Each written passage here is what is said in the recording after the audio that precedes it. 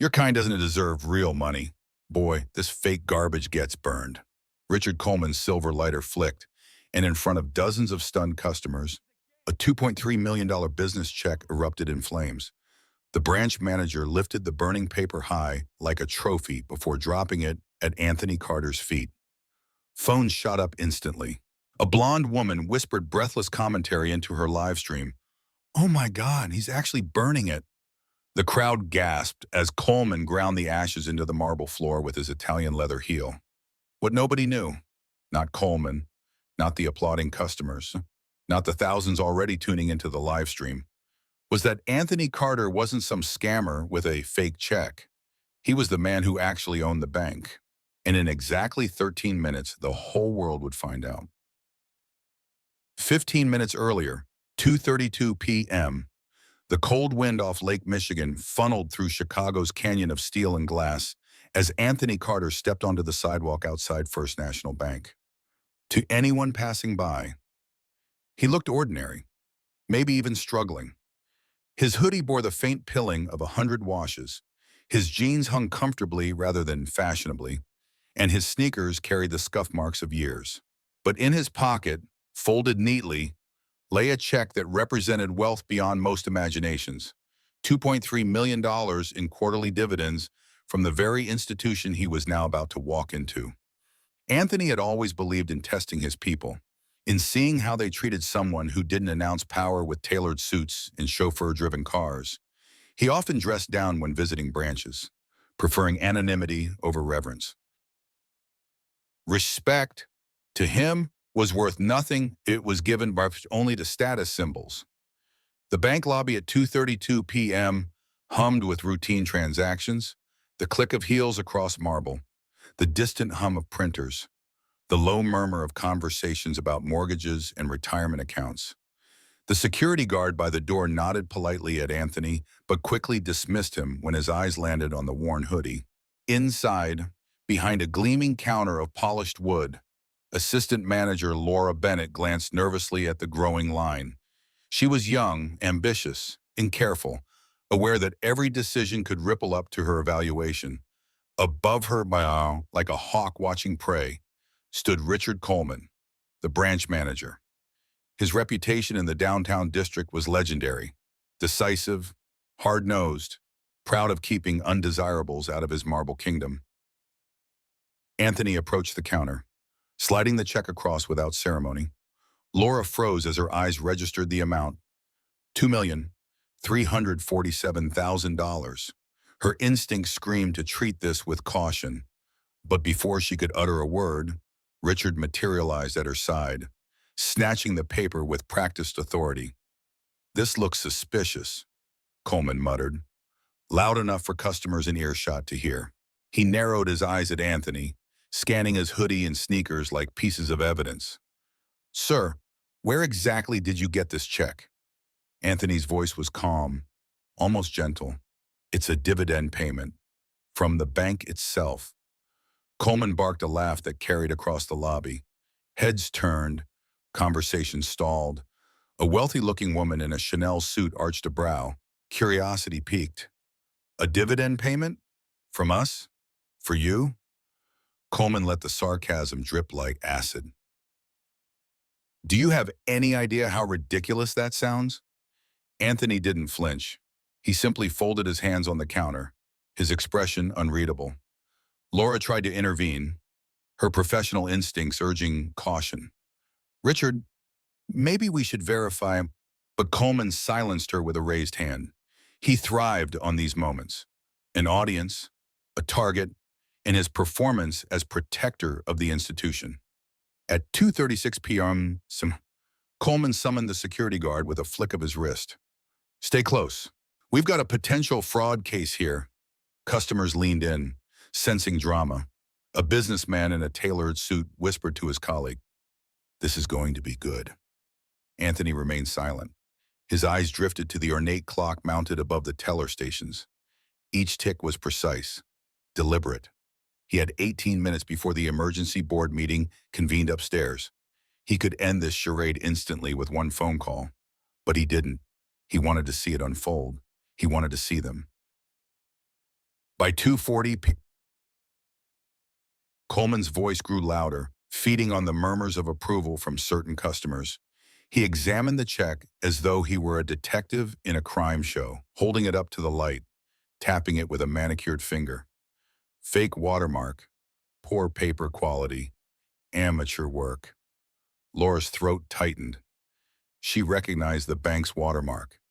She had seen authentic checks countless times. But Richard's confidence was overwhelming, his voice booming with conviction. To contradict him in front of an audience was unthinkable. Anthony finally spoke again, his tone still measured. "You might want to double-check before making accusations." The words, simple as they were, only poured gasoline on Richard's fire. "Double-check?"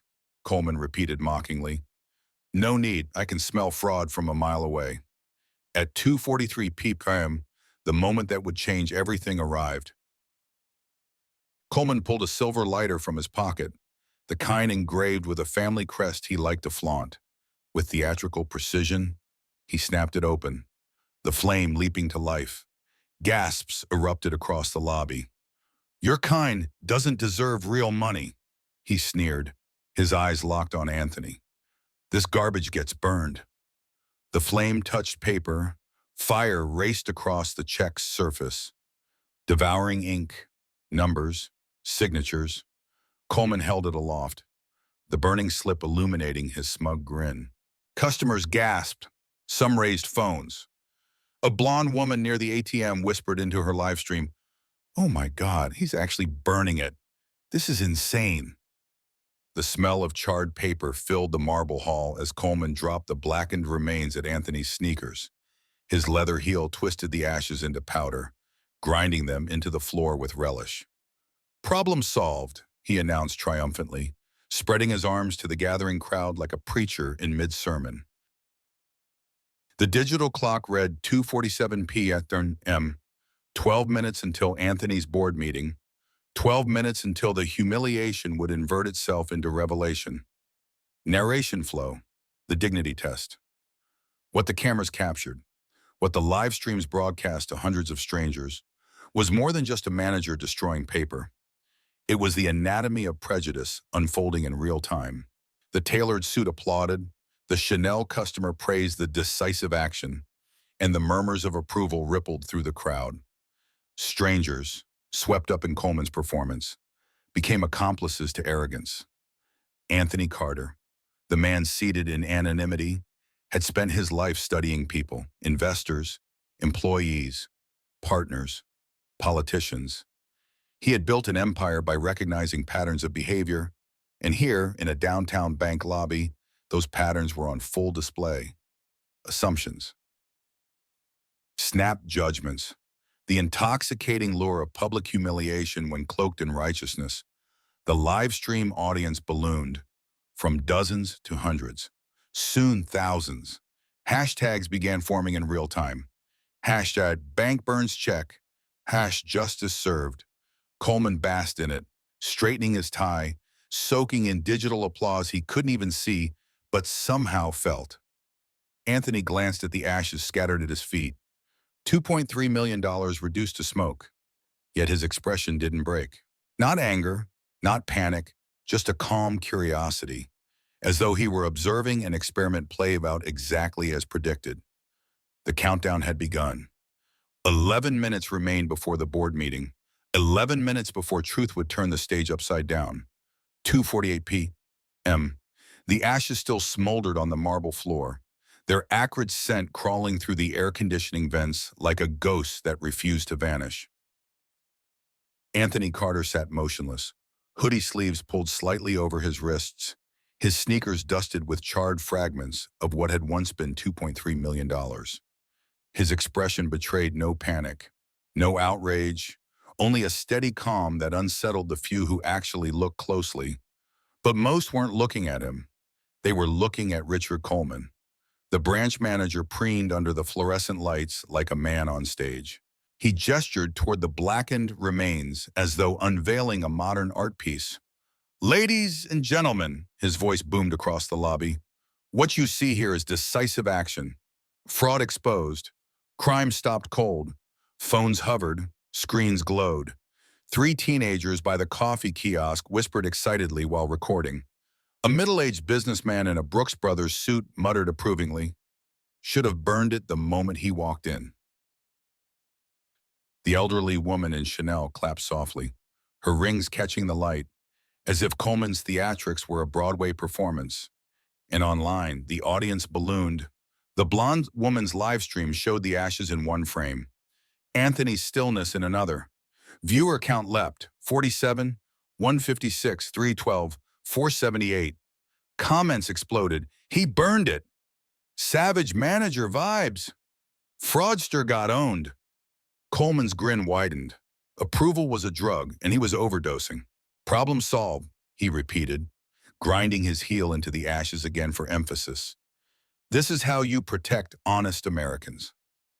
Behind him, assistant manager Laura Bennett shifted nervously. She had been in banking long enough to recognize the dangerous tremor of overconfidence. Something about the man in the hoodie didn't add up. His composure, the quiet authority in his tone earlier, it didn't match the caricature Coleman was painting. But her voice, small and hesitant, couldn't compete with his theatrical thunder. "Richard, maybe we should verify." "Quiet, Laura." Coleman cut her off with a sharp gesture. "Fraud doesn't get verified. Fraud gets destroyed." 249 paying CSM. The clock's red digits glared above the counters. Anthony tilted his head slightly, eyes brushing the numbers.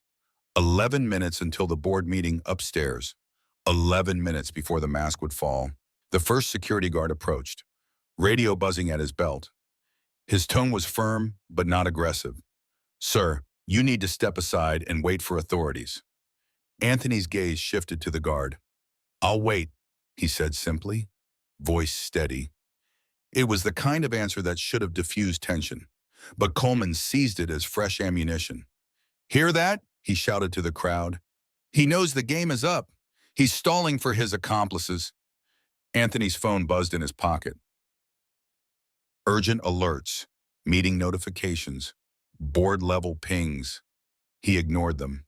His hands remained folded, still as stone.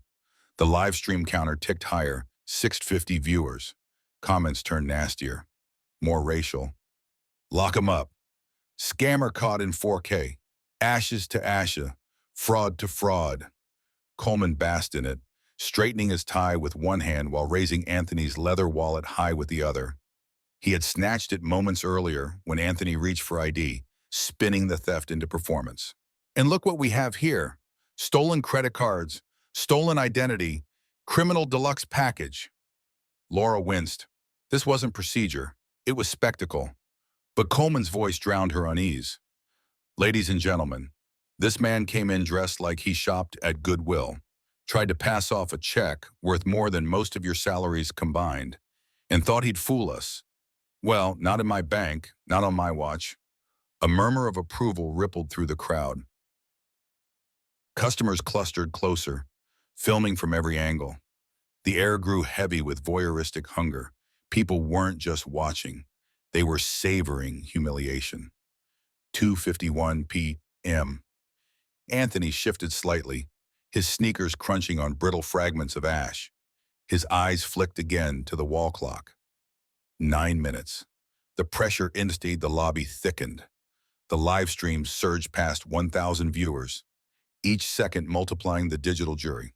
Across TikTok, clips circulated with captions like, "Bank manager burns fake check, fire beats fraud." On Instagram stories, teenagers plastered fire emojis over shaky footage. Twitter buzzed with a new hashtag, @BankBurnsCheck. Coleman thrived on it. He raised his voice even higher, playing to the invisible crowd online. "See this pile of ashes? That's what happens when you try to scam hardworking people. Burn first, ask questions later." The Chanel customer nodded emphatically. "Bravo, Richard. That's exactly how it should be done." Anthony's lips curved almost imperceptibly. Not a smile, more like the faintest recognition of irony. Laura noticed. The expression didn't belong to a man cornered. It belonged to someone watching an opponent dig deeper into a pit. 2:52 p.m. Anthony's phone buzzed again. Insistent. His emergency board meeting loomed. For the first time, a tiny fracture cracked his composure, barely visible, but enough for observant eyes. Coleman pounced. "Running late for your next scam?" he jeered. "Don't worry, you won't be going anywhere. Not after this." He gestured dramatically toward the ash pile, scattering fragments with his shoe. Dust rose like black confetti. "That's your worth. Right there, nothing but ashes on my pristine floor." The live stream's viewer count spiked again. 1,200, then 1,500. Comments exploded faster than the blonde woman could read aloud. "This is better than Netflix. Manager is a legend. Fraud caught live." Now at 2:54 p.m., a second guard arrived, out of breath. "What's going on?" "Major fraud attempt," the first guard replied crisply. "Manager destroyed the counterfeit evidence. Suspect has stolen cards." Coleman's chest swelled. Pride glowed in his face. "That's right. I destroyed a $2.3 million fake check before it could poison this bank." The businessman near the windows muttered, "Should have called the cops first. But burning it sends the right message." Anthony sat back, posture relaxed, almost regal. His expensive Swiss watch caught a beam of fluorescent light. Nobody noticed except Laura, whose unease deepened. 2:56 p.m. The noise in the lobby grew restless, like a crowd at halftime waiting for the second act. Coleman circled Anthony slowly, voice dripping with triumph. "You seem remarkably calm for someone caught red-handed. Most criminals panic when their scams collapse." Anthony finally spoke again, his tone soft but cutting. "Do they really?" The words hung in the air like smoke. Coleman barked a theatrical laugh. "Oh, he speaks. Ladies and gentlemen, the fraudster has found his voice. Care to share your creative excuses with us all?" Phones leaned closer. The crowd pressed in. The live stream chat went berserk.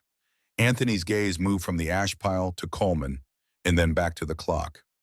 2:57 p.m. 3 minutes left. Laura's instincts screamed. The man in the hoodie wasn't crumbling. He was waiting. For what? She didn't know. Then, at 2:58 p.m., something shifted. Anthony's expression changed, not panic, not resignation, but the subtle focus of someone aligning final pieces on a chessboard. Coleman mistook it for weakness. He doubled down. "Ladies and gentlemen, this is what happens when honest bankers stand tall.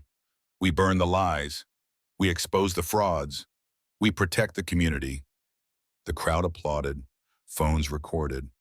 The live stream hit 2,000 viewers. Anthony's phone buzzed one last time. He looked down at the illuminated screen, then back up. His lips curved into a genuine smile this time, small but unmistakable. 2:59 p.m. "Mr. Coleman," Anthony said clearly, his voice carrying across the marble hall. "I think it's time we had a professional conversation." The manager laughed harshly, milking the audience. "Now he wants to negotiate." "Sorry, friend, but that ship sailed the moment you tried to pass off that fake check." Anthony reached slowly into his jacket pocket. Guards tensed. Phones zoomed. The crowd held its collective breath. Not a weapon, not a fake ID, a simple white business card. He placed it gently on the marble counter beside the ashes. The faint whisper of cardboard against stone was barely audible, but the silence it created was deafening. The guard leaned in to read, his face drained of color instantly. Anthony Carter, Chairman and CEO, Carter Capital Group. The live stream camera zoomed frantically, the blonde woman's hands shaking. Comments detonated. "Wait, what?" "CEO plot twist incoming." "This can't be real." Richard Coleman barked a laugh, though cracks appeared at its bones. "Anyone can print a fake business card. What's next? A counterfeit passport?" Anthony reached back into his jacket, passed the boarding pass nobody noticed, and pulled out a sleek black tablet. With practiced ease, he unlocked the First National Bank's corporate board portal. The login screen flashed blue, Credentials entered, the page loaded, and there, on him, in crisp corporate formatting, under authorized personnel only, appeared the truth. Anthony Carter, principal shareholder, 73% ownership stake, chairman of the board of directors, board member since 2018, security clearance, level 10. The security guard's radio slipped from his nerveless hand, clattering to the marble like a gunshot. Laura Bennett gasped audibly, her hand flying to her mouth. "Oh my God, Richard, do you see what that says? Do you understand what this means?" The live stream viewer count surged past 2,500. The comments became unreadable in their frenzy. "He owns the bank. Manager is toast. This is the best plot twist ever." Coleman's grin faltered. Sweat bloomed on his forehead despite the cool air. His voice cracked as he stammered, That can't possibly be real." 2:59 p.m. The minute hand trembled toward 3. Anthony looked at the ashes on the floor, then back at the trembling manager. "That," he said calmly, "was my quarterly dividend check. You just burned $2.3 million of my money." And the world turned upside down. 3:00 p.m. The wall clock's red digits clicked into place, and with that second hand, the stage transformed. Just moments earlier, Richard Coleman had basked in applause, the self-styled hero of fraud prevention. Now, under the glow of phones and live streams, his power drained as fast as the blood from his face. Anthony Carter stood calmly, tablet in hand, business card displayed like a seal of authority. His voice carried no anger, no raised volume, just a steady, cutting clarity. "That check you burned so proudly wasn't counterfeit. It was my dividend. A payment from this very bank, authorized by the board, issued to me as majority shareholder. In other words, Mr. Coleman, you didn't stop fraud today. You committed it." The silence that followed was suffocating. Even the air conditioning seemed to hush. The blonde woman filming whispered breathlessly into her phone, "Guys, this is insane. The man in the hoodie, he owns the bank. He literally owns the bank." Her viewer count exploded. 3,000, 3,500, climbing like wildfire. Coleman laughed, but the sound cracked like cheap porcelain. "Anyone with Photoshop can fake a portal screen. I'm not fooled." Anthony turned his tablet toward the crowd with deliberate slowness. The blue glow illuminated his profile, dignified and unshakable. On the screen, Carter Capital, its group holdings, ownership, 73 beyond, crisp watermarks, legal seals, meeting notices. Laura Bennett's breath caught in her throat. She whispered, almost reverently, "It's real." 3:01 p.m. The crowd shifted. Customers who had clapped minutes earlier now backed away, the applause frozen on their hands. Teenagers recording lowered their phones, staring with wide eyes before quickly raising them again, realizing they were documenting history. Anthony swiped the screen. Quarterly dividend, Q4, 2,347,000. Authorized, signed, paid, and now destroyed on camera by the man tasked with protecting this institution. He looked down at the ashes, scattered like black snow across the marble. Then back at Coleman. "You burned my money, Mr. Coleman. You burned your employer's trust." The businessman in the Brooks Brothers suit muttered in disbelief. "Dear God, we just watched him torch his boss's check." The live stream chat detonated. "Manager's career is ashes. Plot twist of the century. This is corporate execution live." Coleman's mouth worked soundlessly. Sweat darkened the edges of his collar. He tried to speak, but his voice rasped. I didn't know. That's exactly the point." Anthony cut in, his voice sharpening just enough to slice. "You didn't know who I was, but you thought you knew what I was, and that was enough for you to destroy evidence, humiliate me, and invite the world to watch." Laura's eyes brimmed with vindication. The truth was spilling, undeniable and devastating.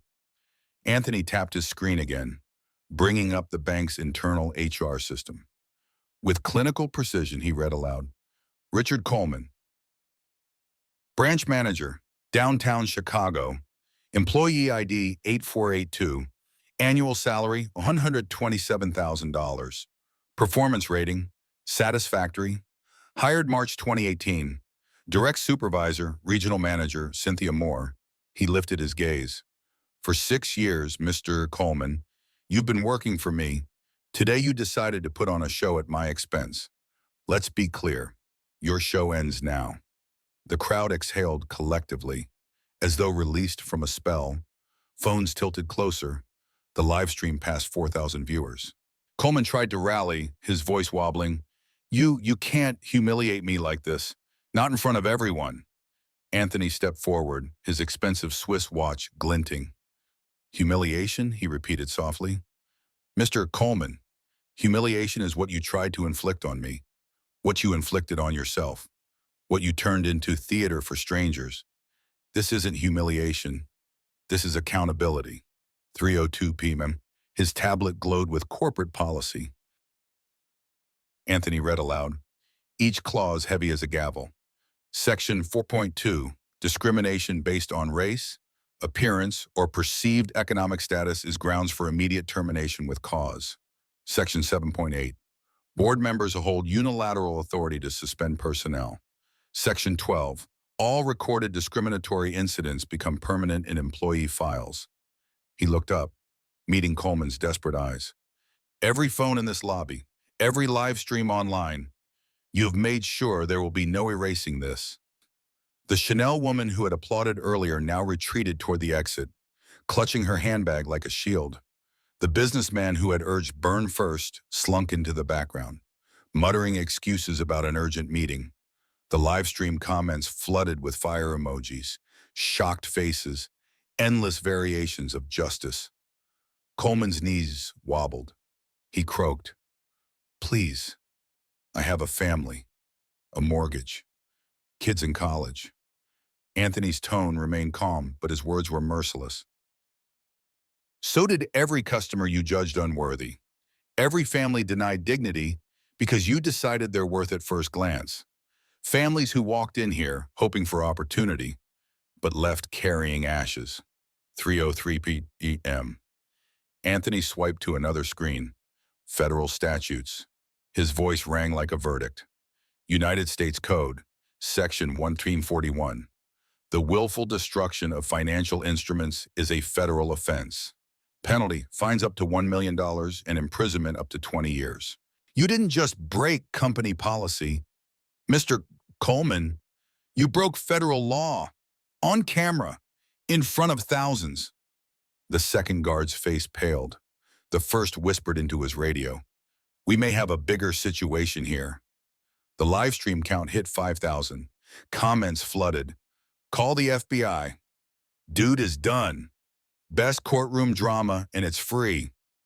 Anthony let the weight settle, then delivered the blow. "So here are your options." The lobby froze. Option 1, you apologize publicly, right here. Right now, you acknowledge your behavior. You accept a demotion to assistant manager, a 40% salary cut, 200 hours of unpaid community service, and a $50,000 reimbursement for Arno's destroyed check. You remain employed under probation. Coleman's head jerked up, relief flashing through panic. But Anthony's next words crushed it. Option 2, immediate termination.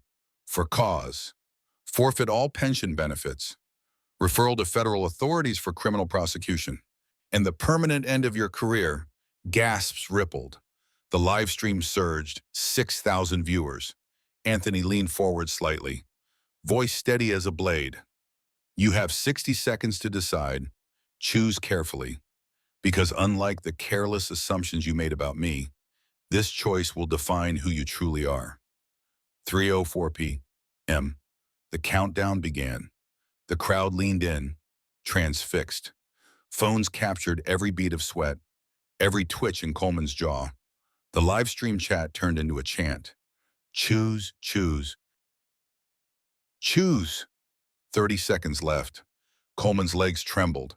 He stared at the ashes, then at Anthony, Then at the cameras, his lips moved silently. A man bargaining with invisible gods. 10 seconds. Anthony raised his tablet, finger hovering over the digital termination order. Coleman's voice cracked into the silence. I choose option 1. Louder, Anthony commanded. Face the cameras. Let the world hear. Coleman turned to the live stream, pale and broken. His words spilled haltingly. Richard Coleman, apologize. I profiled a customer based on his appearance. I destroyed his property. I acted with prejudice and arrogance. My actions were wrong, illegal, and inexcusable.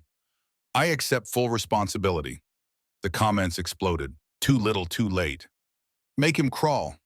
This is painful, but justice, Anthony nodded once. Good. Now apologize to everyone in this lobby. Every witness you tried to recruit into your performance. Coleman's knees buckled. His voice cracked. I apologize to you all for making you complicit in my prejudice, for asking you to cheer cruelty. I was wrong. Laura Bennett typed furiously at her station, recording every word into official records. The crowd, still filming, stood in stunned silence. 3:06 p.m., Anthony swiped to the disciplinary form. Laura, prepare Mr. Coleman's new contract. Assistant manager, salary reduction, probationary terms effective immediately. Yes, Mr. Carter, she said quickly, voice steady now that the power dynamic was undeniable. Anthony turned to the crowd. Let this be clear. Today was never about one check. It was about dignity. Every customer deserves it. From this moment forward, this branch will operate under the Dignity First protocol. Every interaction will be monitored. Every employee will be trained. Prejudice has no place here. Phones captured his words. Livestream comments shifted. This is real leadership. From ashes to reform. Policy change in real time. Anthony crouched, gathering a handful of blackened fragments from the floor. He held them up, ash clinging to his fingers. These ashes, he said softly, represent the cost of assumptions. We will preserve them. A memorial in this lobby, a reminder to staff and customers alike. Prejudice destroys more than paper. It destroys trust, community, humanity. The crowd watched, spellbound, as he dropped the ashes gently into a clear evidence bag Laura provided. Coleman's voice, broken and weak, slipped through the silence. Mr. Carter, your wallet. I shouldn't have taken it. Anthony extended his free hand. Coleman placed the leather wallet back, a symbolic transfer of power. His humiliation complete. 3:08 p.m. Anthony's final words hung heavy in the marble chamber. You can burn paper, Mr. Coleman, but you cannot burn worth. Not mine. Not anyone's. Remember that.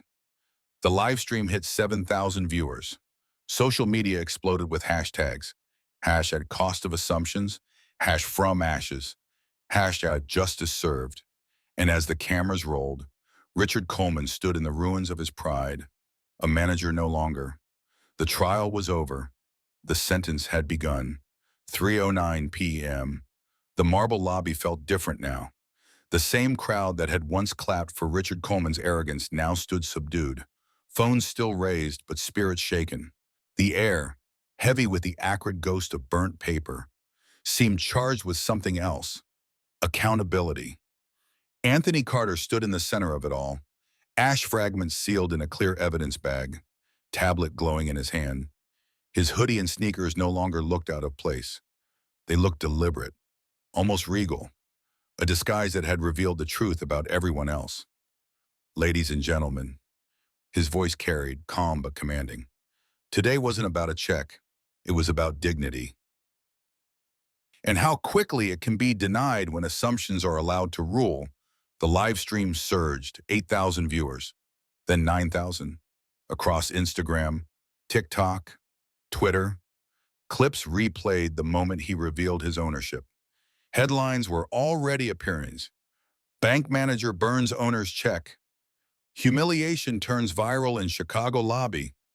Anthony's eyes moved to Laura Bennett. Ms. Bennett, begin documentation of new operational standards. Effective immediately. Yes, Mr. Carter, she replied, hands trembling as they flew across her keyboard. Anthony raised the ashes slightly, letting the fragments shift like dark snow. This lobby will house a memorial, a display titled The Cost of Assumptions. These ashes will serve as a reminder. Prejudice destroys more than paper. It destroys trust, opportunity, and community. Phones zoomed in, capturing the moment. The live stream chat lit with supportive comments. Genius. Symbolic justice. From trash to lesson. Richard Coleman stood a few feet away, pale and trembling, stripped of authority. His new reality as assistant manager hung heavy on his shoulders. His voice rasped, barely audible. Mr. Carter, please, what happens now? Anthony turned to him, expression steady but not cruel. Now you learn and you serve. He swiped on his tablet, opening HR scheduling. Starting this Saturday, you will report to the Southside Financial Literacy Center, 200 hours of unpaid community service. You will help families understand credit, banking, and finance, the very families you once judged unworthy. Coleman's face crumpled. 200 hours? Anthony's tone never wavered. Consider it tuition, tuition for the empathy you lack, and you will continue until you have earned the right to call yourself a banker again. Laura typed furiously, recording every word. The crowd, once eager to watch humiliation, now watched transformation. 3:11 p.m. Anthony's attention shifted back to the broader audience, both in the lobby and online. He raised his tablet, scrolling to a new document, Dignity First Protocol. From today forward, he announced, every customer in this bank will be treated with identical respect, whether they wear a suit or a hoodie, whether they hold $20 or $2 million. Staff must greet customers within 30 seconds and maintain courtesy throughout every interaction. Livestream comments rolled. Preach. This is how leadership looks. Systemic change in real time. Anthony swiped again. Second, respect monitoring. Every customer interaction will be recorded and reviewed monthly by an independent civil rights organization. Bias will trigger immediate investigation. Third, mandatory quarterly training for staff, unconscious bias recognition, cultural sensitivity, professional standards. The Chanel woman paused near the exit, frozen mid-step, her earlier applause echoing in her mind. Anthony's words rang like judgment, not just for Coleman, but for her complicity too. Anthony's voice deepened. Fourth, anonymous feedback systems, kiosks in every branch, a hotline direct to my office. No customer voice will go unheard. And fifth, monthly community advisory meetings. Local leaders will sit with branch managers to discuss service quality. Transparency will replace assumption. Dialogue will replace discrimination. Laura's typing echoed like a typewriter of reform. Should I send these protocols to corporate headquarters, sir? Already done, Anthony replied, turning his tablet toward her. The order was transmitted 20 minutes ago. Every First National branch will adopt these standards within 90 days. The live stream chat erupted. Revolution in real time. Not just talk. Action. This man is changing banking. Coleman swayed, disbelief painted across his features. You're turning this into policy? Anthony's gaze locked on him. I'm turning your arrogance into accountability, your prejudice into progress. He gestured at the phones. The world is watching, Mr. Coleman, and they won't just remember your mistake. They'll remember what came of it. 3:30 p.m., Anthony stepped toward the counter, every eye following. He placed the evidence bag of ashes on the polished surface with deliberate precision. This, he said, will remain here, framed, a reminder that dignity is not optional. It is the foundation of trust. Laura's fingers stilled on the keyboard. her eyes wide. A memorial in the lobby? Yes. A plaque will read, "The cost of assumptions." Visitors will ask, children will point, and staff will remember. The crowd murmured, subdued now. Even those who had cheered Coleman's cruelty recognized the gravity of what they had witnessed. Anthony turned back to the pale manager. "Mr. Coleman, return what is not yours." Coleman fumbled, pulling the leather wallet from his jacket. With trembling hands, he placed it in Anthony's palm. The symbolic weight of the act was crushing. His humiliation was complete. Anthony accepted it calmly, then looked directly into the live stream camera. To everyone watching, this isn't just about one man's mistake. It's about the systems we allow, the prejudices we excuse, the assumptions we never question. Today, those assumptions burned a check. Tomorrow, unchecked, they could burn opportunities, futures, lives. The live stream counter spiked past 10,000. Comments turned into waves. This is bigger than banking. History in real time. From ashes, reform. 3:14 p.m. Anthony's watch ticked. The emergency board meeting had already begun upstairs, waiting for its chairman. He glanced at the crowd, then back at Coleman. "You tried to make me a spectacle, Mr. Coleman, but the spectacle is yours now. Let this moment be remembered not for humiliation, but for change." Coleman lowered his eyes, voice broken. "Thank you, but for giving me another chance." Anthony studied him a moment longer. "Don't thank me yet. Thank me when you have earned the right to stand in front of those families and say you see them as equals." The lobby fell silent again. Phones recorded, but the energy had shifted from mockery to reverence. Even the teenagers, once giggling, now whispered in awe. 3:15 p.m. Anthony slipped his tablet into his jacket, gathered the evidence bag, and turned toward the exit. His board awaited. His work had only begun. Behind him, Richard Coleman stood in the ruins of his pride. In front of him lay 2 years of service, a lifetime of lessons, and a permanent reminder in glass and brass of the day he burned more than a check. He burned his own illusions. As Anthony pushed open the glass doors, sunlight spilled into the marble lobby, catching the ashes on the counter, making them shimmer like fragments of a fallen star. And so, in less than half an hour, humiliation had become reform. Cruelty had become policy. Ashes had become legacy. 5 months had passed since ashes drifted across the marble floor of First National Bank.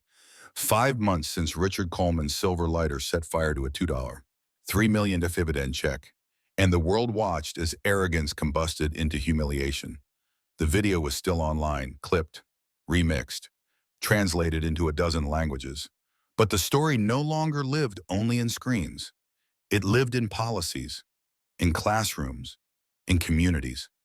The lobby of that same downtown branch looked different now. Where once customers had gathered to clap for Coleman's cruelty, a new display commanded attention. A glass case stood near the entrance, polished and solemn.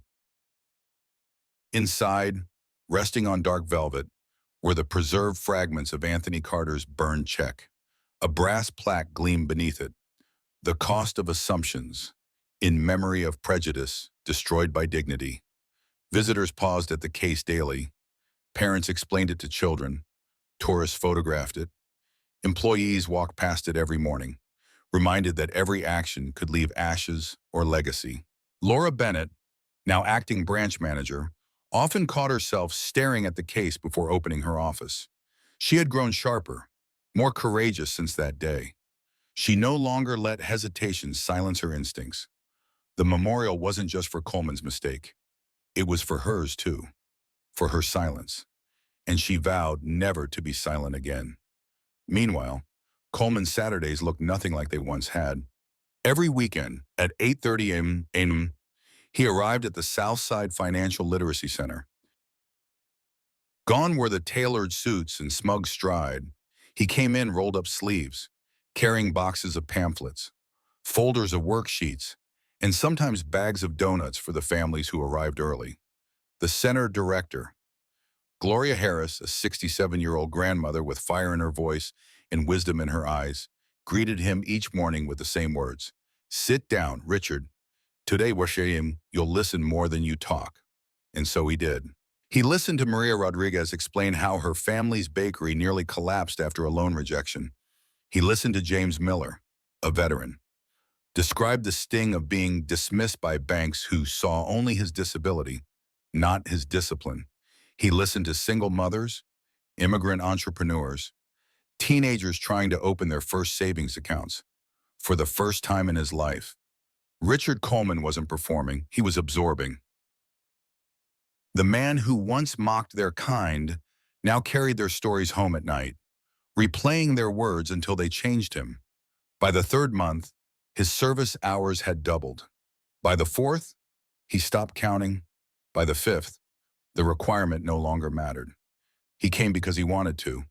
One Saturday, Maria Rodriguez brought him a warm loaf of bread wrapped in paper. "For you, Mr. Coleman, because you actually listened." Richard held the bread in both hands, humbled, almost ashamed. "Call me Richard, just Richard." 5 months had also transformed Anthony Carter's vision into industry-wide reform. The Carter standards, once dismissed as overreach, were now studied in boardrooms across the country. Respect monitoring systems had been installed in 70% of First National branches. Independent reviews flagged 43 incidents of bias in the first quarter alone, each addressed swiftly before spiraling into crisis. Customer satisfaction among minority clients rose 31%. Trust scores climbed, and the stock price of First National Bank had risen nearly 12%, bolstered not by gimmicks but by genuine accountability. News anchors still replayed the moment Anthony dropped his business card beside the ashes, calling it the most expensive lesson in customer service history. University professors built case studies around it. One sociology professor at Northwestern told her students, "This isn't just about banking. It's about what happens when leadership uses humiliation as fuel for reform instead of revenge." Anthony himself remained unassuming. He often visited branches unannounced, still in hoodies and sneakers. Employees never knew when the CEO might walk in disguised as an ordinary customer. And that was the point. Dignity had to be practiced universally, not selectively.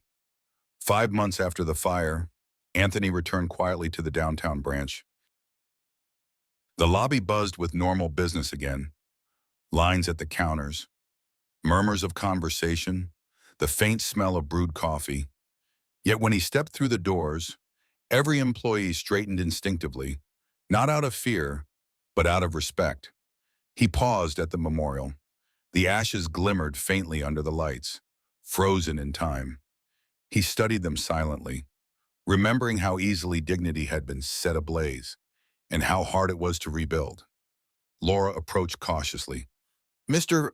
Carter," she said softly, "things have changed here. People are different. The protocols, they've made us better." Anthony nodded, his gaze still fixed on the ashes. "Policies guide, but people change themselves. And that's what matters." At that moment, Richard Coleman walked into the lobby. He wore no suit, no tie. His shoulders no longer carried arrogance, only humility.